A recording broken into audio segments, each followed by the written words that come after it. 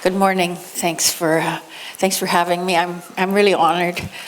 I have a lot on the go right now, so I'm kind of overtired, but I'm excited because as we tried to gather some images and put them all together, I realized, when you look at your own history of photographs and your shows that you've performed in and all the things you've done, it's like, whoa, I guess I have been working. I'm a working actor, a working artist, and that really counts a lot in my own books. And I actually, I'm so busy sometimes I don't really stop and really reflect on what it is I have done and what it is I'm doing and where I'm going. So this has been a very interesting experience, just trying to gather my thoughts to speak to you about this. My upbringing took place in Alberta, in Edmonton. I grew up in a small town that was annexed on the west side of Edmonton proper, called Jasper Place. And if you know Edmonton, or if you grew up in the 50s, JP Composite High School was a big high school, 2 to 3,000 students, a whole all the technical trades, the trades were taught there, as well as they had a big band, they had a drama program, they had fine arts, a lot's going on there. But for me, I suppose what was very important about where I grew up and how I grew up was that I grew up at a time when your parents left the doors unlocked. Our parents kicked us outside. We played outside. We didn't come home till dinner time, or we didn't come home till lunchtime. We wandered. I actually explored a lot. We walked. We rode our bicycles. We tumbled through the bushes and the fields and down to the river ravines. And we spent a lot of time in nature, which was really important for me because I was an Aboriginal child who was adopted by my aunt. My aunt, who was married to Jack Kane, who was he was from the settler community. He was English, Irish, Scots kind of guy, stiff upper lip. He was a construction boomer. He was born in Banff. His family moved to Banff, Drumheller, Gold, Revelstoke. In all that area they worked. And he traveled working big machinery, big cranes and what have you, building highways and digging ditches for sewers and for building towns, and worked on the Alaska Highway and all of that. So he was gone a lot, and he'd come back every few months, or after several weeks on the road. And so he had married my aunt, and when my mother gave me up for adoption, she gave it to my aunt, who was also Cree, was also Aboriginal, and within the first year, she was killed in a car accident. So my father, he kept me. This is the 50s. He adopted me. He was able to adopt me. Why? We don't know. That's quite a mystery in the 50s for a single guy who's on the road a lot to adopt an Indian child, but there it was. So I've had a very interesting upbringing. I think my father was both my father and my mother for the longest time. So I think many years later, he was quite surprised at how strong I was. And though he would never tell me, being from the strong, silent type, my father didn't really express himself too much. And if I actually with all my, emotional, creative, artistic kind of ways, it just freaked him out. So there was quite a distance in a way between us, but he confided it to some of my family friends that he couldn't believe how strong I was. And I think I owe a lot of that to my father. His ability to withstand a lot and raise a family, and actually he married again, and he lost his next wife to death several years later. So there was kind of a sense that in all of these changes, after 4 mothers I've had, my father was the constant. So I have had a constant in my life. It was my father. It was also where I grew up and the time I grew up. And it was the fact that even though I was raised in a blue-collar, kind of community, my sense of who I was very much rooted in how I grew up and how I was able to find my own way back to my community, my own way back to my own Aboriginal people. And some of that I'll relay as we go along. But it's really affected, it really affected me early on that I was, on one hand, I was an outsider. I never thought of myself as an outsider. That was the very interesting thing. I realized that I was very strong-willed, so I was always looking for paths and finding pathways by myself. I was an explorer. I was a pioneer in a way. I was always looking for other ways to do things. And so always with that kind of spirit, I managed to stay quite resourceful and resilient through all kinds of changes, some of which were related to my identity, which I came bang up against in a few times, junior high, high school, after high school, big identity crisis that kind of built and built and built. Somewhere along this way, I would say that education has always been really important to me. Why? I love to learn. But the other thing I think is because I had teachers who saw in me something that I could not see myself. And that was, has been very crucial in my upbringing. Without a mother of my own, without someone to teach me the ways of the women, the ways of a child to grow into whoever you are going to be as a woman, without my own teachers, Aboriginal mothers or teachers, I had to learn from whoever came my way. And it was very interesting because there were a lot of people who wanted me. And I only realized that in the last little while as I reflected. I may have been adopted, but there was, after each mother died and as changes happened, there were people who wanted to take me. My own aunties from my own Aboriginal community used to come and visit me because they wanted to bring me back. I had neighbors that after our second mother died, she took care of the family, and there was always a sense that I was wanted. My teachers in school, they saw the talents I had and encouraged them. I was singing, always singing and dancing around and telling stories. I was an eldest child, so I had a couple of brothers and sisters who were my captive audience. And I was always entertaining them and telling them stories and keeping them entertained. And so it was always teachers and other mothers and aunties and people who always really encouraged me and all the talents that I had. Somewhere along the way, I thought that perhaps I would like to be a jockey.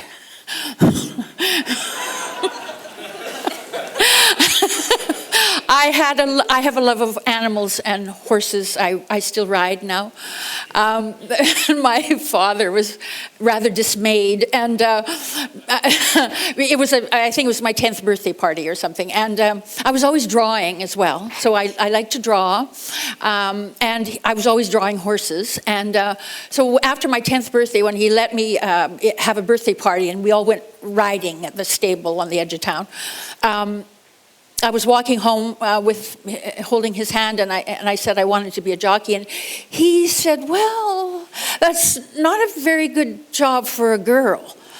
And then he began to steer me and try and influence me to go in another direction, commercial art. That was his next big thing. Commercial art, because I was always drawing. Because he also realized, I think, that I needed to make a living. And so, of course, parents are all about their kids making a living. I'm still to this day, I have young actors that I'm working with, and their parents are always trying to steer them into the Aboriginal internship program with the government, and the whatever with the government, and some kind of training that ensures their artistic children are able to survive in the world. My father was no different. He was encouraging me to go into art, and I thought about it, and I slowly steered away from the jockey notion. And I think probably just my own creativity, because I like to sing and I like to dance, and my teachers encouraged me to go in that direction. All the world started to open up to me. I had a friend who was teaching dance since she was young. They were Scottish, Irish kind of, so she was teaching Highland dance and all of this. And we started teaching creative dance to children at the community centers. And so I started young. I was probably 14 when I was doing that. Well, when I was 11, I had a dance company. I formed a dance company when I was 11. There was 7 of us, and we were called the 7-Up. Not very creative at the time, but it was something. It was a handle. And we danced on the noon show and all of the sock hops and all of that. So I've been producing and creating and trying different things since I was young. It's just natural. It just was there. I would say that by the time I got to high school and went through high school, I was asked to sing with the big band. I was in a high school drama class, and I was in the school musicals, and really traditional, Western training and experiences, doing some community plays and that sort of thing. When I left high school, I didn't graduate at high school. I got all hung up in, like a lot of us. It was the 60s, man. And they were the hippies, and I was the Indian. I was like, no, I am not a hippie. I am an Indian, and that's that. So we dropped out. We tuned in and dropped out, or whatever it was. What's the saying? So I never finished high school, and I started to get really disinterested in education, that kind of education, book learning and what have you.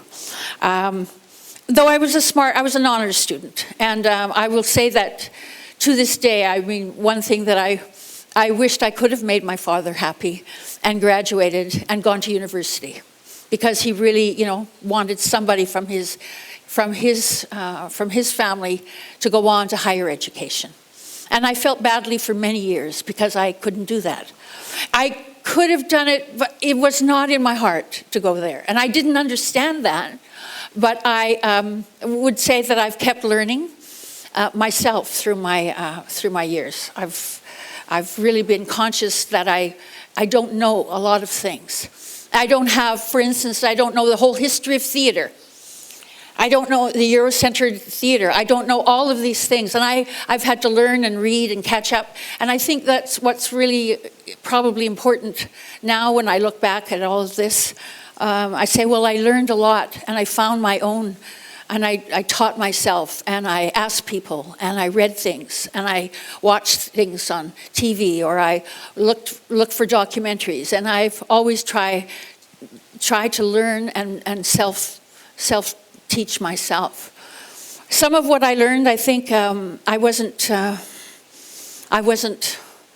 was because I was lost. I didn't know where I was, so I had to figure that out. I had to figure out who I was as an Aboriginal person. I had to figure out who I was. If I was going to call myself an Indian, then I better know who am I? Where are my relatives? Who are my people? Where do we come from? What is our relation to this land? And if I'm going to, as an actor, the traditional actor's job is to be everyone, to be a character in everything. So when I get to the canon of, Canadian, well, at that time it was British and American, not much Canadian theater work, quite frankly. And that's changed in my lifetime too. as the Canadian theatre community advocated for their own plays and playwrights to be presented on the stages of this country. So I, in turn, began to advocate for the true history of Canada and all the Aboriginal content and the Aboriginal stories and the teachings and those artists to be developed so that we can have a place in the canon of Canadian theatre. So this has been kind of, for me, part of my journey has been to discover who I am, live who I am, and create a place for me and my people that are coming behind me or that are walking with me, to create a place for us and to be able to create work that is not Euro-centered work. That is work that truly comes from the voice of a person, our voice, our Aboriginal voice. What is that? How are we different? How is our work different than the Euro-centered canon of the way you create theatre or the way you create art? What are the similarities? What is different? What is our voice? How do we voice who we are? So my journey through my whole life is about learning about who I am and coming to know my history, retrieving that, reclaiming that, accepting when I can't, when I don't know and will maybe never know. I lost my grandmothers, my grandfathers. I didn't get to know them, and all the story and history and the work that they did or the teachings they had died with them, because my families were very much trying to assimilate, trying to get on, trying to not be noticed as Indian, trying to be equal with everybody else. So a lot of things were lost, and to reclaim and try and retrieve that, some things you can't reclaim. You can't, because you can't find the information. You can't find the stories. You can't meet with the person. So to a certain degree, I think I've lived my whole life with a fair measure of not knowing, and trying to come to terms with that and feel comfortable enough to say there's some things you will never know. And in the theatre and in art making and in the creative process, that is really something that you have to come to terms with all the time. As you're trying to create work, you come to a place where you don't know anymore, and you still have to live there. I'm going to just do a little. Okay, I'm going to stop talking for a minute. You know, I can talk forever, so I have to really. I'm going to show you a little clip. We had a 20th anniversary a couple of years ago of the Full Circle First Nations Performance, the company that I formed 23 years ago. And so we've put together, there's a video, and I'm going to stop it at a certain point, but it just shows some early work, and then it moves into the work that I did with the company to build the company and the Talking Stick Festival, which we have, it's an annual festival, held now every February for 2 weeks, and it's going into its 14th year. I can't believe that, 14 years. So I'm going to just play this for a minute and then carry on. So I just push the forward button. Talking stick, teaching speech, personal pride and expression, knowing that from every single individual on this earth, we can each know this. Hi there, you're at the 2013 Talking Stick Festival opening gala. Why don't you come along?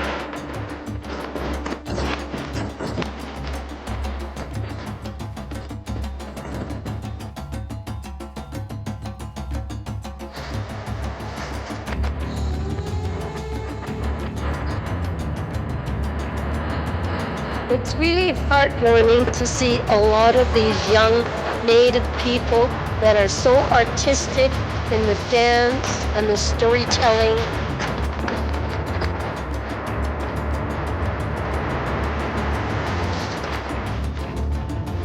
My heart is with Full Circle, right? The work that they did through us has just been like a huge imprint on my life. So I got to come to the gala last year and experience more of the whole festival.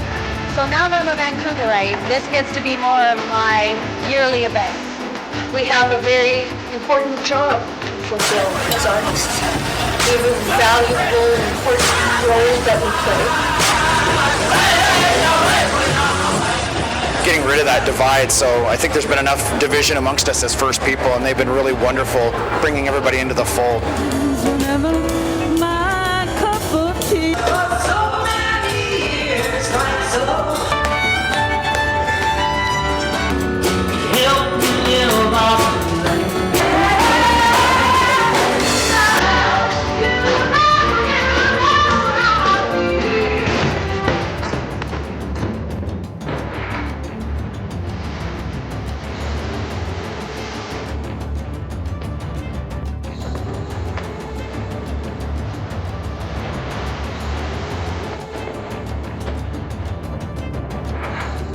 And to be able to get it across to people of all different cultural, ethnic backgrounds. And it's like breaking the ice, and they're all so talented that I look forward to coming out to this festival all the time.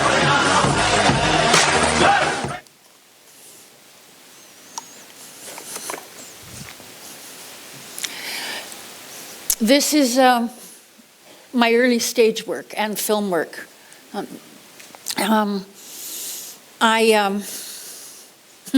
My first movie with Robbie Benson in Running Brave. Graham Greene, some of our early actors in Canada. There were only a handful of us, and this is a Spirit Song. I was the first artistic director of a small theater company that started through a summer program. We developed a bigger piece that went on to Folk Life at Expo 86. So I'm just going to let it flip as I talk. I did find in the early days I created a work for myself because there was no work as an actor. There was no work except for The Ecstasy of Rita Joe. So I started to create my own theater work, and I worked a lot with the Grunt Gallery, the Pit Gallery, because they have had a real strong desire to work with Aboriginal performance artists. And I'm not a performance artist, but because I'm creating new work, I found that the artist-run centers were the place that I could actually develop my own voice and not be constricted by the idea of that you have to write a play in a certain form. Because I wasn't a writer, I was a storyteller, and I was trying to find the voice, my story out of my body. I'm a dancer, I'm a singer, I'm a storyteller. So I created a number of works. Moon Lodge was the one that I carried in a suitcase, and I had one TD, and I traveled and toured for 10 or 12 years. That show was able to give me the strength and the artistic craft, develop my craft as an actor. And I could take that show everywhere. I didn't travel as much as I would have liked to, but I was able to keep working as an actor and keep working. I did some TV and film and things. I stayed in Canada because there was lots more Aboriginal work in Canada than there was anywhere else. And I really did not want to go. I mean, I loved, I enjoyed Toronto for a minute and a half.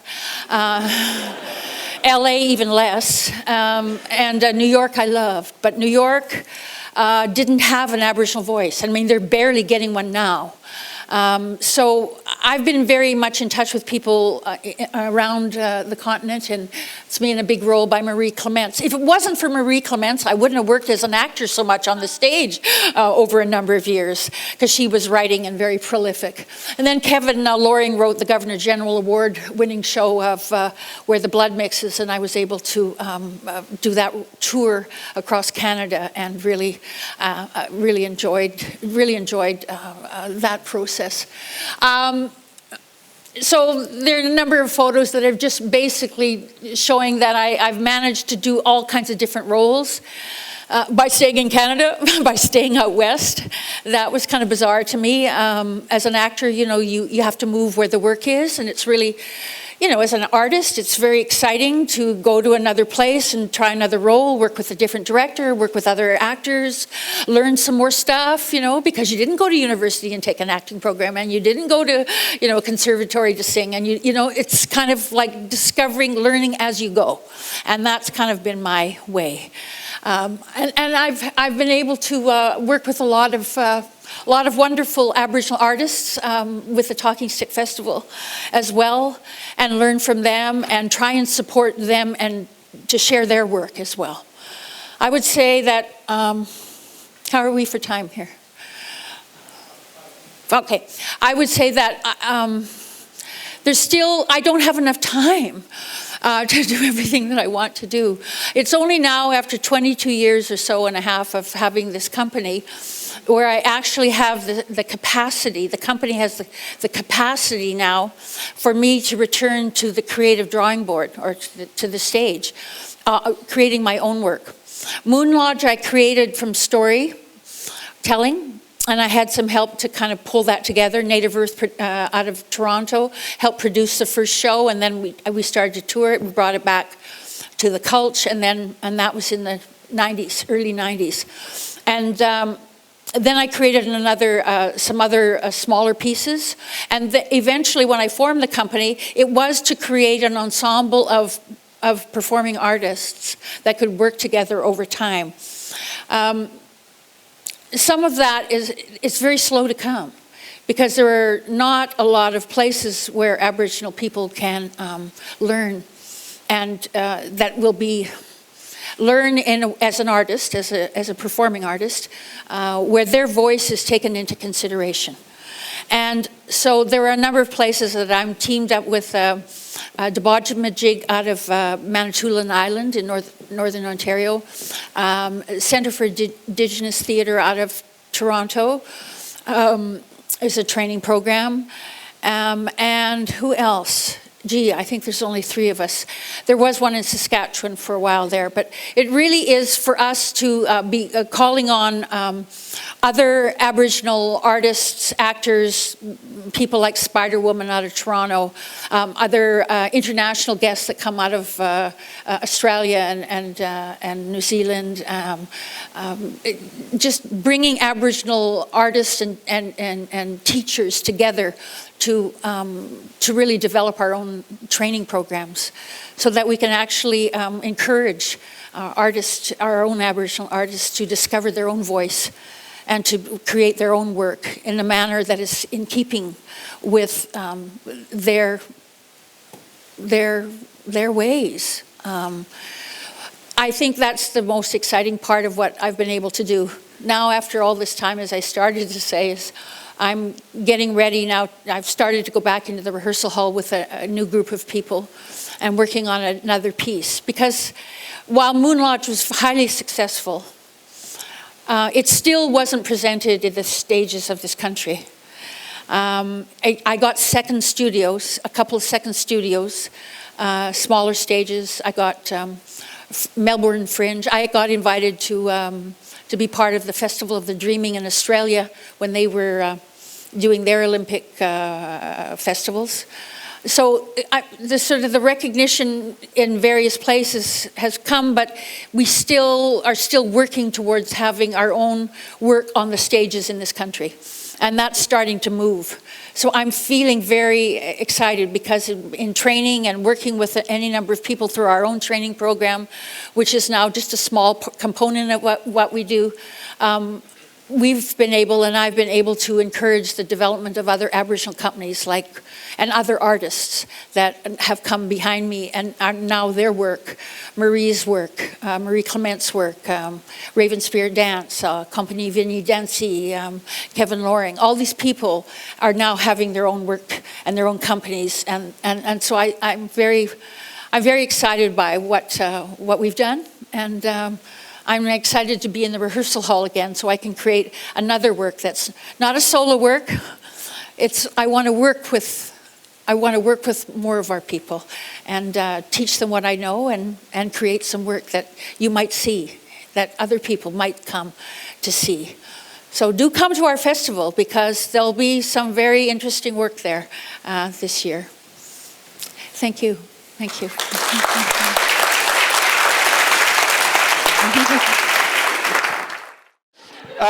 Let's have a conversation. We have 20 minutes together before we all get to go out on with our day. I want to ask the first question, if that's cool. I know you, and I've heard your origin story before, and I of course am a stupid, white guy. So I'm disqualified from having opinions about that journey of being Aboriginal and living in a white world and this weird, messed up reality that we share. But I think that it probably led you to become who you are, obviously led you to become who you are. But I'm just wondering, that upbringing, how did being adopted into a white family and then having Aboriginal and losing all the mothers and all that whole thing, can you talk about that a little bit more? How that led you into the performing arts? Well, I don't know how it led, because I kind of, I was always looking for direction, I have to say. I didn't know where I was, who I was, what was what, like where do I belong, the path was not laid out for me. And the paths that were laid out were not paths I was interested in taking. And that was also very confusing for me for a while.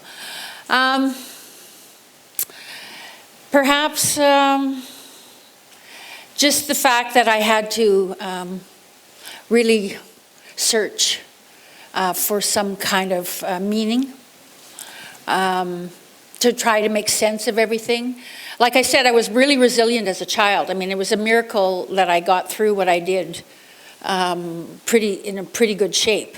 It was the 60s that kind of did me in, and kind of maybe have to kind of question again. And at that point, I went through some pretty dark, troubling times as I tried to figure out again who I was and where I was going and why I was doing what I was doing and why I wasn't doing what I was supposed to do, etc.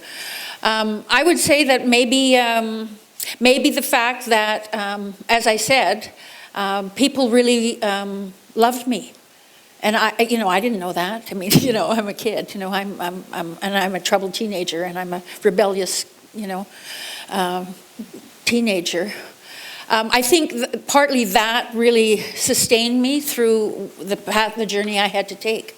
And then I guess the other thing is that as I kind of started to reconnect with my culture and with the many cultures that are part of Aboriginal community. Quite frankly, it's very intertribal. It's not monolithic for sure, and having to figure out who I was and discover that and learn about that in the many ways that I did.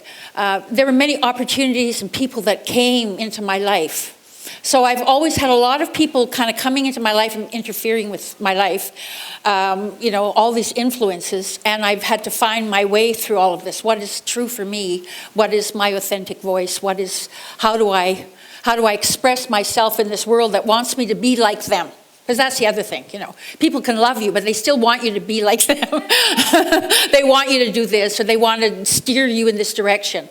And I think my ability to be able to take all of that variety of possibility and still keep going on my path, I think all of those things have really added to what I'm able to talk about these days, what I'm able to understand.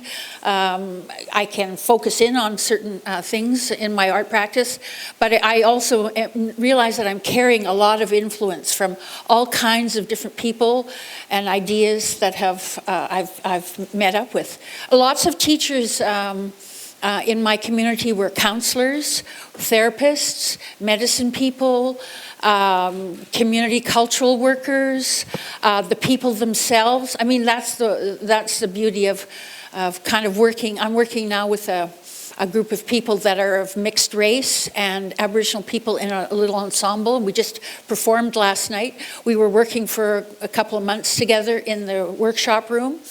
And it was really wonderful just to work, not to work with actors, to work with people and to actually work through a creative process with them so that their voice was accepted in the room, that they didn't have to be an expert or be trained as an actor or anything else, or, that they were all came from different artistic practices too. So like that combination is really interesting to me. How do we honor the voice of all of those people?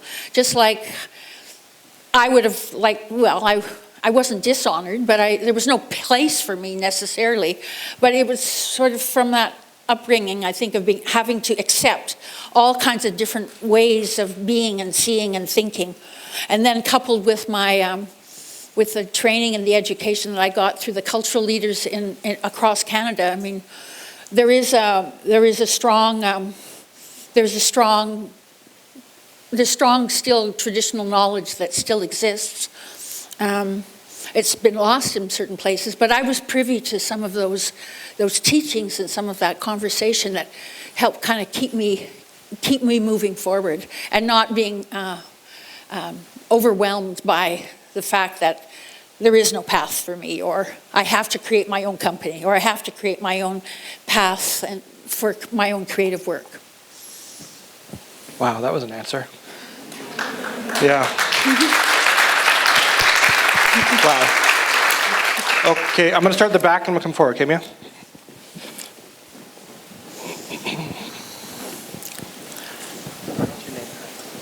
Yeah, my name is Shiraz. Thank you, Margo, for sharing your life story. I consider every person as a fruit tree because I grew up in Africa surrounded by fruit trees, and I see a lot of fruitfulness in people. My question is, what is your experience with trees on your life and the rivers and so on? And my second question is, APT and Aboriginal People's Television Network, I think you appeared there or somewhere where you acted with another woman as two grandmothers and sharing your experience with seniors. So do you have any experience you can share about working with seniors or grandparents? Thank you. Well, I think you're mistaking me for someone else because I actually was thinking about that and I thought, no, I haven't done that. Though I do play my little granny, my little Kokum character. I started playing that 13 years ago, and I do it at the festival. I give out the Friend of the Indian Award every year, and we honor somebody in our community that's been working with us that's a friend of the Indian. And so I play that character, and I decided not to play it fully on because I was still young and I didn't want to get old before my time. So I think you mistook me in that video.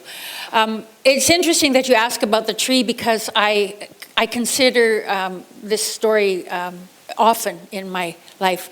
One of the, as I moved out of the theater community in the early 80s, because there was no work for me unless I created it myself. So as an actor, as an Aboriginal actor, as an Indigenous storyteller.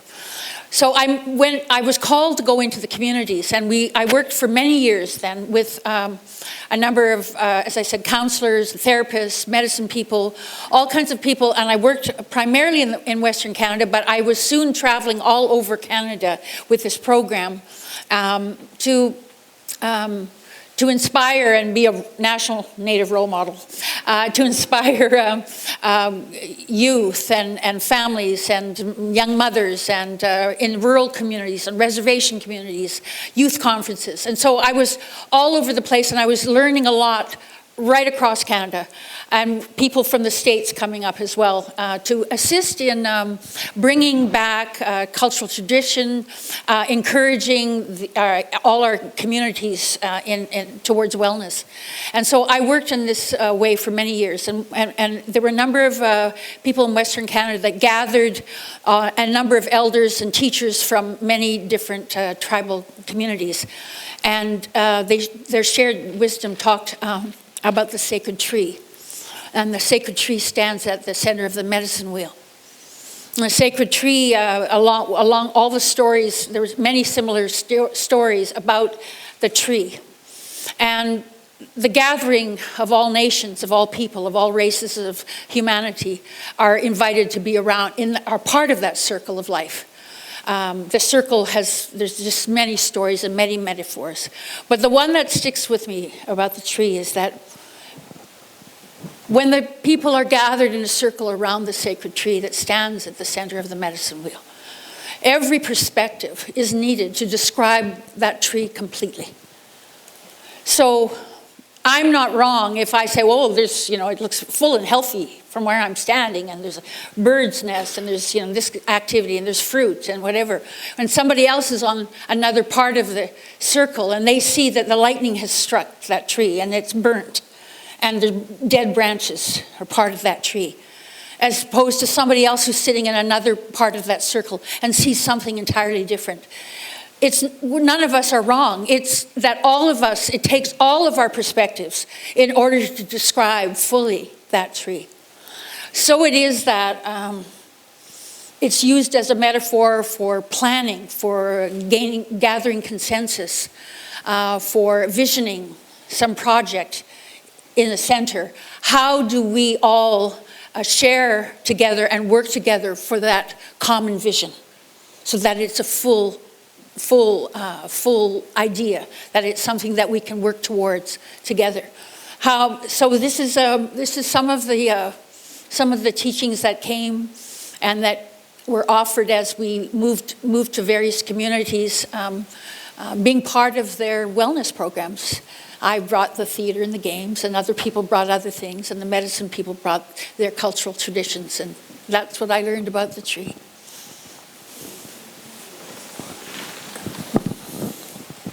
Hi, I'm Mia Weinberg. One thing I want to say, and then I have a question. We were really encouraged and surprised to hear such a positive demonstration of a positive life from a First Nations person. We hear so many depressing stories in the news and everything. To hear such an exciting, positive story was really refreshing and very encouraging. I have to say that was just a joy. I wish we heard more of these stories. The other thing that I wanted to ask, when you talk about like the tree and different perspectives, do you have advice for us as settler people? What is our role in reconciliation? What would you see as actions or things that we can do to be part of that circle to help in healing? I think we've been encountering something. Making Treaty 7 is a project out of Calgary, and this is some of the issues that are coming to play with the settler community and the Aboriginal. In Treaty 7, that's southern Alberta, so that's the Piegan, the Bloods, the Blackfoot, the Tsuut'ina, and the Stoney.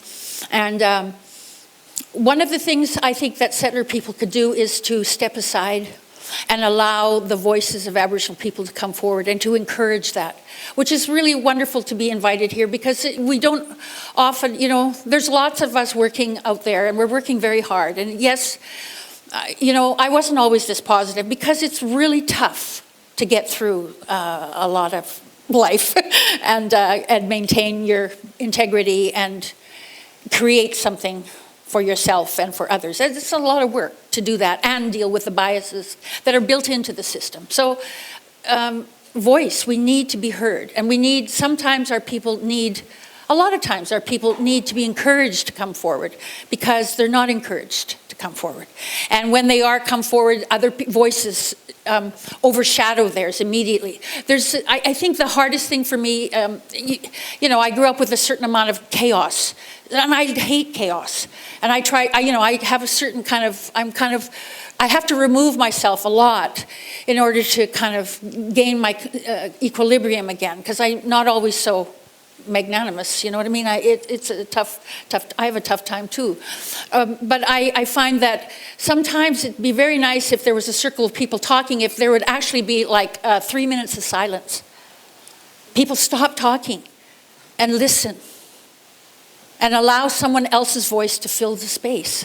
And especially someone else's voice who has not been allowed to speak, has not been allowed to figure it out while they speak.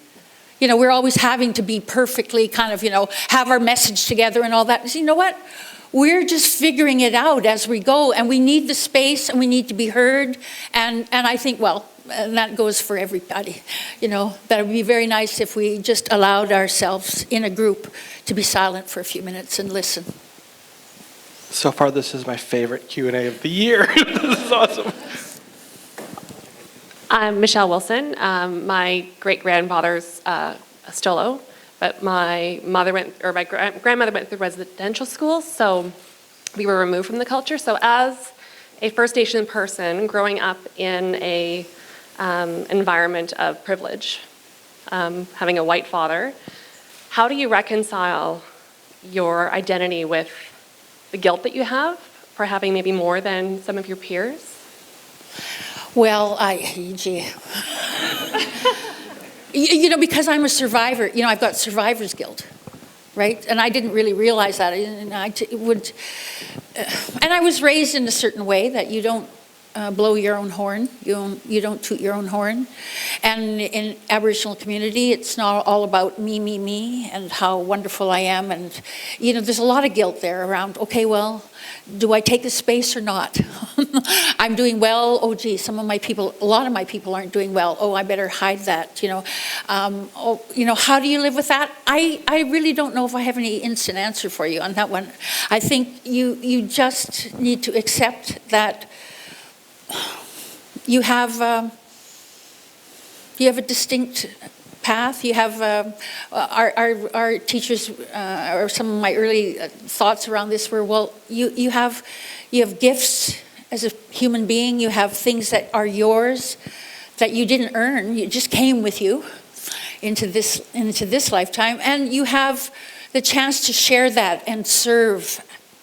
Serve is a big thing for our people, and I think for all humanity. We should be offering ourselves and what we have. I mean, to whichever community we're working in. If it is, it's not for everybody to be advocating on behalf of Aboriginal theatre in this country, But there are a number of us that are doing that. There are a number of ways that you can honor your tradition and your history and where you come from.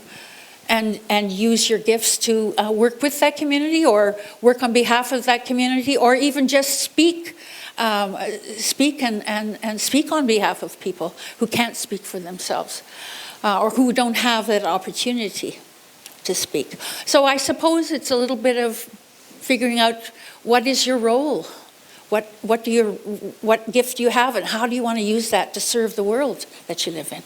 And you bring your culture with you. That's the one sad thing I would say about settler people is you don't have the same honoring of your history and your lineage that we do.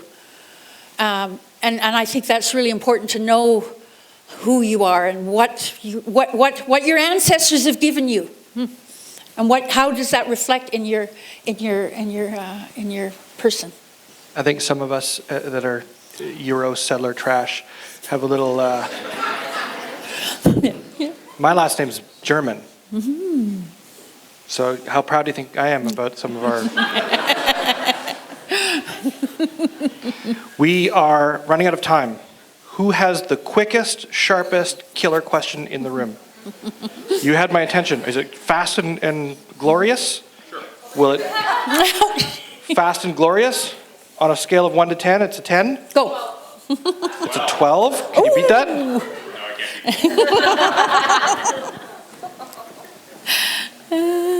Thank you. Quickly. I guess, Marissa Lawrence, my question is, in the reclaiming of your voice, of your Aboriginal voice, and in understanding your path and blazing that path, what did that look like for you in creating your work? So in changing that stereotypical kitschy Indian role, and changing that to what you're doing now, into providing space for young First Nations, Aboriginal, up-and-coming artists. What did that path look like? And maybe that's part of your process, maybe that's part of your reconciliation. If you could just speak to that a little bit. Makes sense. Not concise enough, didn't win, not 12.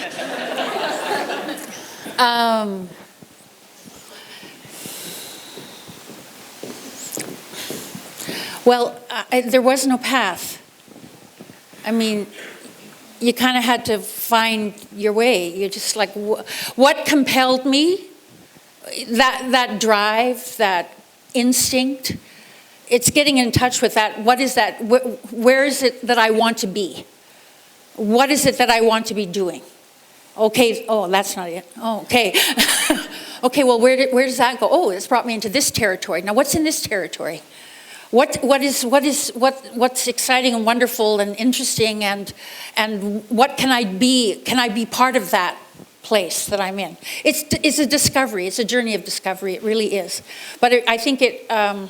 It was very, to say, I'm very positive now, but my God, like I suffered through depression for many years. I was suicidal when I came out of the 60s, and I was kind of like, what the heck am I going to do?